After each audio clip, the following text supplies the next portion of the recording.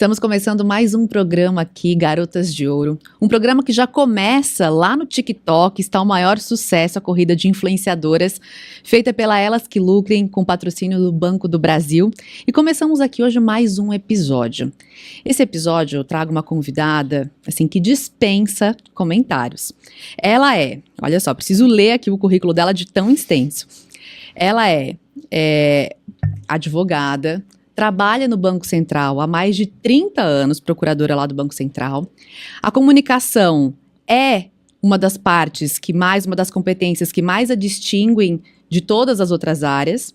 Ela também é psicanalista, olha só esse currículo, e tem uma infinidade de livros escritos, que começam com União Estável, Herança, Contrato de Namoro, Divórcio, Pensão Alimentícia, Guarda de Filhos, Direitos de LGBTQIAPN+.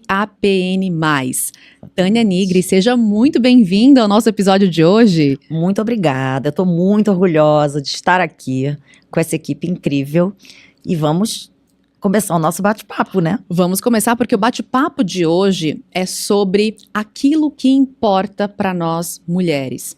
Como resgatar nossos valores, como resgatar aquilo que realmente faz sentido para a nossa vida e que nos faz lucrar em todas as áreas da vida, com todas as nossas escolhas. Bom, a Tânia não deixa nenhuma mulher cair em fria. Quem acompanha ela sabe que ela educa e reeduca e dá dicas, enfim, ela é voltada completamente para isso, para nos estruturar emocionalmente, psicamente, tomando as decisões que realmente importam. Tânia, o que você acha que essa mulher que está nos assistindo hoje, ela pode fazer para direcionar melhor seu tempo, sua energia, que a gente chama de libido na psicanálise, sim, né? E o seu dinheiro para que ela possa lucrar? Bom, bom dia, boa tarde, boa noite a todos. Não sei o momento em que vocês estão ouvindo esse podcast. Bom, eu acho que eu vou começar do comecinho e lembrar que quando eu tinha a idade da Lara, mais ou menos, eu sempre tive uma mãe que me falava repetidamente, e isso é um mantra na minha vida. Então eu vou compartilhar com vocês. A minha mãe me criou falando assim: estude, trabalhe e nunca, jamais, em tempo algum, dependa de ninguém. Não dependa de homem, não dependa de nada, tente depender profissionalmente apenas de você. Então, eu acho que toda a minha trajetória, desde criança, mesmo que aquilo não fosse muito consciente, era nessa busca de eu tentar me fortalecer, não apenas egoicamente, né, como uma mulher, como uma pessoa que tive a minha vida, minhas experiências, meus problemas, minhas questões, porque todas nós temos, mas tentar fazer do limão uma limonada mesmo, tentar estudar, observar. Eu acho que observar o mundo é uma coisa que nos dá uma vantagem competitiva. Eu cresci vendo mulheres que tinham que permanecer nos casamentos porque não tinham independência financeira, ou porque tinham até algum tipo de independência financeira, mas não tinham minimamente uma independência emocional. Então eu acho que esse pacote, independência financeira, independência emocional, na medida do possível, porque ninguém é totalmente independente, nem financeiramente, nem emocionalmente, mas assim, tentar chegar num nível, pelo menos mediano, de independência financeira e emocional, para que a gente consiga, de fato, percorrer, né, a nossa trajetória de uma forma minimamente saudável e para que a gente chegue a um lugar. Bom, você falou aqui dos exemplos e da instrução que você recebeu da sua mãe. Sim. Já dizia o Winnicott, né? Tudo começa em casa. Tudo começa em casa. Então, as mulheres, quem está nos assistindo agora, que não recebeu isso de casa, que não teve essa formação de valores intrínsecos já subjetivos e objetivos desde cedo, como é que ela pode resgatar isso? Como é que ela pode identificar esses valores? Como é que ela pode colocar isso para trabalhar em favor dela? Olha, eu acho que muito do que a gente se torna e obviamente você concorda comigo, tem muito a ver com a nossa infância, com a questão em casa, com as figuras maternas e paternas, não necessariamente o pai e a mãe, mas as figuras. E a gente sabe que tem o desamparo na infância, às vezes nos faz com que nós nos tornemos uma presa fácil para relacionamentos, para trabalhos abusivos. Então, eu acho que hoje, assim, todos nós temos questões sérias na infância, todos nós. Não adianta a gente achar que não, nós podemos ter tido sorte, mas a trajetória da infância é sempre muito complexa. Então, eu acho que o que a gente pode fazer para tentar, apesar disso, seguir firme e forte daqui para frente. Acho que a primeira coisa é um autoconhecimento que você pode obter através da análise, cada um vai buscar na religião, outro vai buscar na análise, mas é muito importante que se busque esse caminho. E uma coisa que hoje me incomoda muito nessa geração atual, que eu acho que é pior do que a minha geração, é principalmente as mulheres, terem uma vida muito norteada nos relacionamentos. Essas meninas, eu vejo hoje, assim, isso me desperta um sentimento de muita tristeza. Muitas meninas que estão mais preocupadas em monitorar os namorados, ou saber qual é o nível de relacionamento, se eles estão juntos ou não, se ele a ama ou não, do que meter a cara, estudar, se dedicar ao trabalho e fazer uma boa análise, sair com as amigas. Então, assim, eu aqui em nenhum momento estou dizendo que o relacionamento não é importante. Eu acho que relacionamento é muito importante. Até porque você tem um relacionamento extremamente longo, relacionamento, né? Eu sou casada há 30 anos, eu tô com o meu marido há 35 anos, mas eu acho que não existe fórmula e nem segredo. Mas eu acho que o mais importante é aquela frase bem clichê, assim, semeie o seu jardim, porque assim os pássaros virão. Não adianta a gente viver a vida pensando no que o outro vai achar, se o outro vai se orgulhar. A gente precisa se centrar nas coisas que são importantes pra gente. Claro que no meio do caminho a gente, às vezes, vai cair, vai desanimar, vai desistir, vai mudar de opinião, vai falar, nossa, eu vou fazer isso talvez para impressioná-lo, mas voltar e seguir, porque não tem nenhum trabalho na vida que resista a você ficar o tempo inteiro pensando no externo, sabe assim, no sentimento do outro, viver em função do que o outro vai achar. Então eu acho assim que não existe fórmula, mas o mais importante é assim, uma menina, por exemplo, que tem 15, 16, 17 anos, ela pode namorar, é ótimo namorar, estimula que a vida fica mais bela quando você está apaixonada, mas assim, não dá para perder o foco de que você... E não colocar todo o foco num investimento único, num relacionamento. Você tem que amar, ser amado, e estudar, e pensar no seu futuro, e pensar nas habilidades os seus skills que você vai desenvolver agora, porque você vai colher ali na frente. Então a gente tem que ser muito multitask, assim. Você tem que estar vivendo o amor, mas o amor tem que ser um enredo para uma vida maior do que o amor. Não basta, a gente só não para ser mais feliz, só para ter um relacionamento, porque os relacionamentos acabam.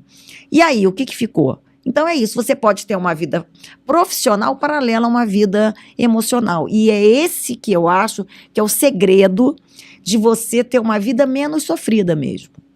Até trazendo aqui a psicanálise para nossa conversa, né? Se você vai ler O Mal-Estar na Civilização, de Freud, ele fala, olha, para uma vida feliz você precisa ter 3 coisas e mais uma, que é beleza, ordem, limpeza e um trabalho. Exatamente. E uma boa análise vai fazer você conseguir amar e trabalhar. Então, são as duas coisas que até Freud entendia a importância de você trabalhar e amar. Agora, às vezes, o amor e o trabalho, quantas mulheres que estão se desenvolvendo profissionalmente, o marido muda. Isso aconteceu comigo. Eu sou procuradora do Banco Central, fiz um concurso, morava no Rio de Janeiro, meu marido é carioca, minha família é carioca. Meu marido teve uma proposta de vir para São Paulo e aquilo mexeu muito comigo. Eu falei, nossa, eu uma mulher, né?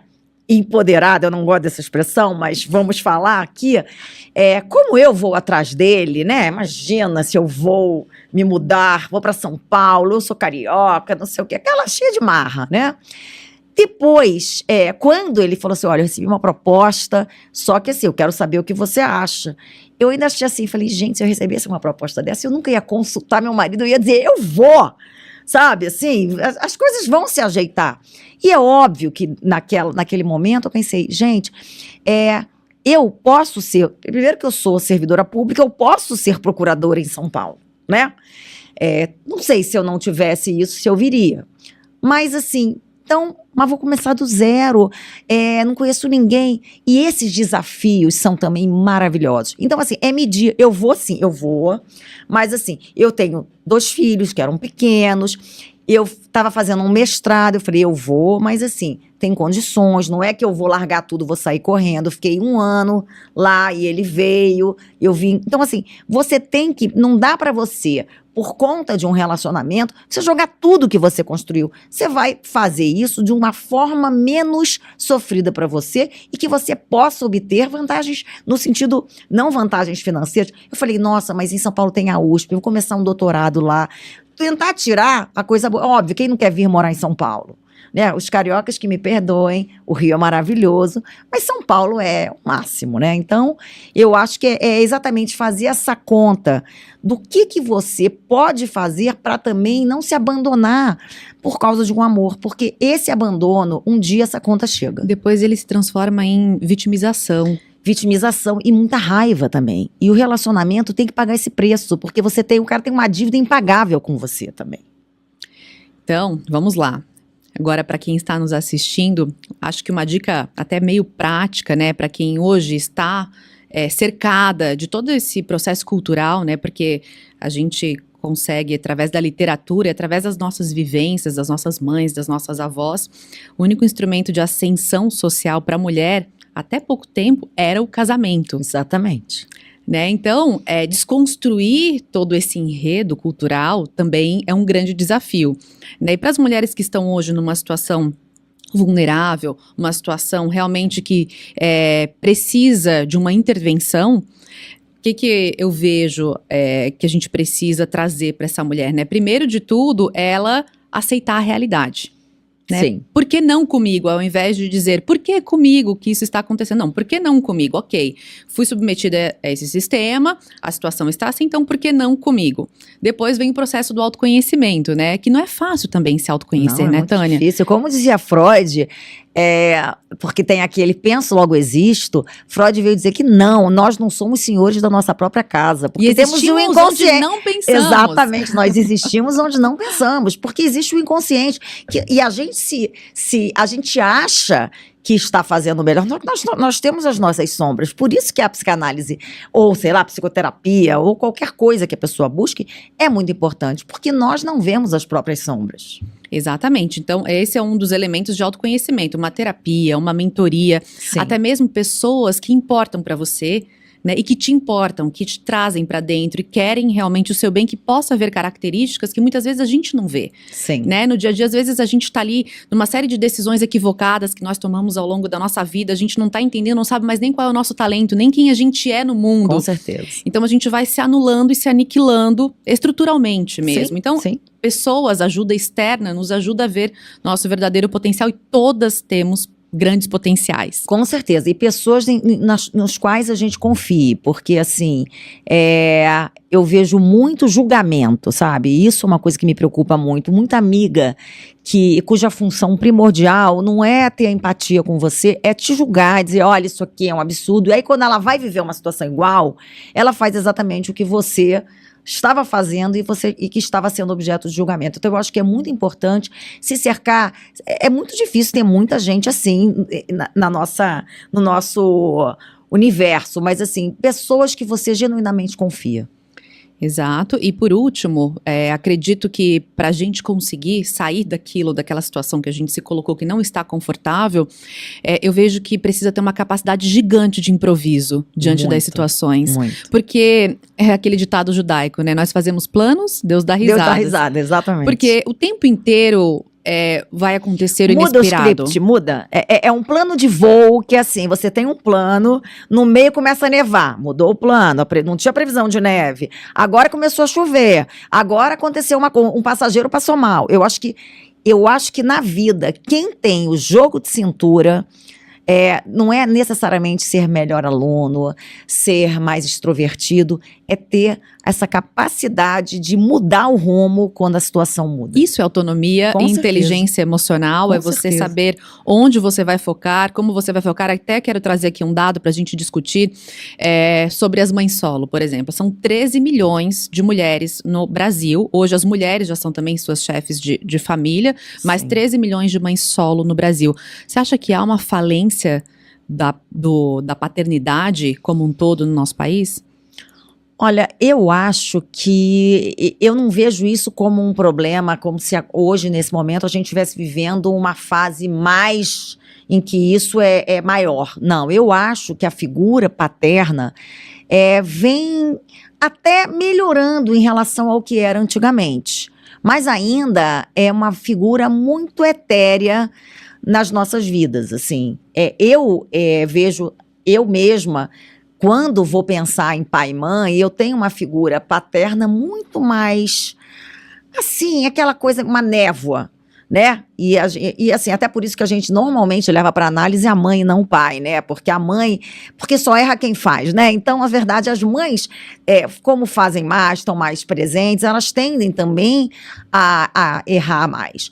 Mas eu acho que a figura paterna, as mães solo, o que me entristece não é ter mãe solo, é que as mães solo ainda sejam vistas como pessoas que falharam, como pessoas que não foram capazes de segurar um homem, porque o cara não as quis. Se o cara não quis criar aquela filha ou registrar aquela filha porque teve dúvidas se aquele filho ou aquela filha era dele. Então, o que me incomoda muito é esse senso comum ainda ver essas mulheres ainda como algozes e não como vítimas dessa sociedade em que o homem pode simplesmente dizer, olha, esse filho não é meu, ou quando ele é registrado porque fez um exame de DNA, ele vai lá dar uma pensão ou não dá uma pensão, ou muda de emprego para não dar uma pensão, entendeu? Então, assim, e a mulher não tem, quer dizer, não é que ela, se ela pudesse, ela faria isso. Claro que tem mães que a gente sabe que tem de tudo, mas eu acho que essa mãe solo, para ela, elas que lucrem, eu acho que esse programa, esse projeto, tem, assim, nesse público, elas deveriam muito se mirar nisso, porque mulher lucrar é uma coisa, assim, muito feia, né? Assim, nossa, mulher só gosta de dinheiro, mulher só pensa em dinheiro. Por isso eu estava até comentando aqui antes, eu acho esse bordão, esse nome excelente, porque a gente sempre fala elas que lutem, mas como você mesma disse, a gente já está cansada de lutar. Agora, a gente também tem o direito de lucrar sem que a gente seja considerado, porque existe esse senso comum de que mulher é interesseira, a mulher que fala de dinheiro, Eu falo que mulher é interessada, tem que ser interessada, é diferente. Não, e é isso. E se a gente não lucrar, a gente vai, infelizmente, continuar se mantendo em relações porque a gente não tem autonomia financeira. Então, assim, lucrar honestamente com o nosso trabalho, por que isso é feio? Porque se os homens a vida inteira fizeram isso, né? E com as nossas decisões, né? Lucrar no sentido de que esse relacionamento não está bom pra mim. Exatamente. Não importa não se eu tenha necessariamente 1, 2, financeira. 3, 4 Com filhos. certeza. Vou lucrar de outra área. Do mesmo jeito que no jeito. investimento, assim. Assim, você está investindo num produto X, não está dando lucro, você vai migrar para outro produto. Assim a gente deve fazer na vida pessoal e profissional, na vida pessoal, profissional e principalmente afetiva. Porque tem aquela frase clichê, onde não há amor, não se demore, mas é perfeita, assim, não está lucrando ali no sentido emocional, vai embora, muda, vai procurar outra coisa, ou vai ficar sozinha, vai se preparar talvez para um novo relacionamento, ou se você não quiser ter um relacionamento, não tenha um relacionamento. Agora, ficar onde você só tem prejuízo emocional ou financeiro, não tem sentido. Bom, uau, esse papo tá aquecendo ainda, tá chegando no auge aqui. Eu sabia que seria uma conversa riquíssima com Tânia Nigri, mas vamos lá que chegou o momento da nossa dica de ouro aqui no programa. Tânia, uma dica de ouro agora para as mulheres que estão nos assistindo em relação a esse tema que a gente trouxe aqui.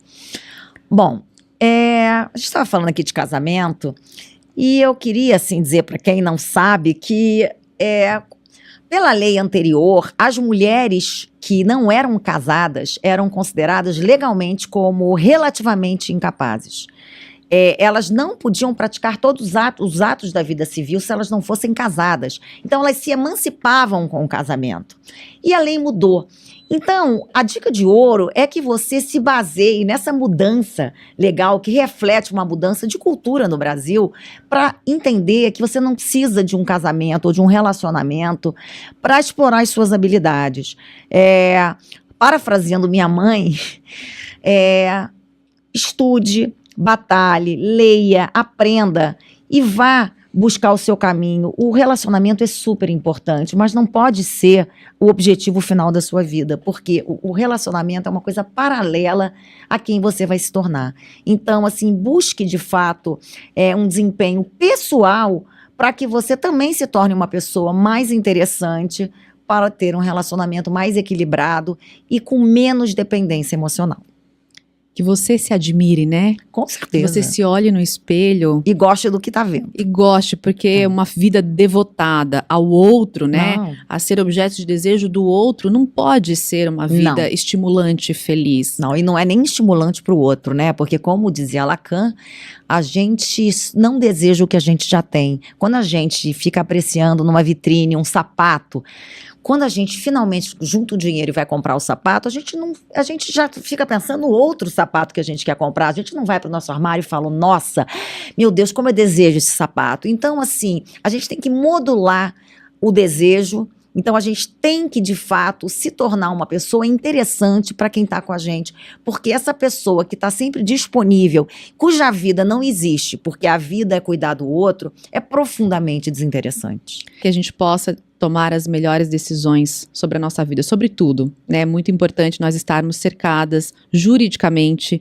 para que depois a gente possa construir nossas carteiras de investimentos com solidez, com segurança.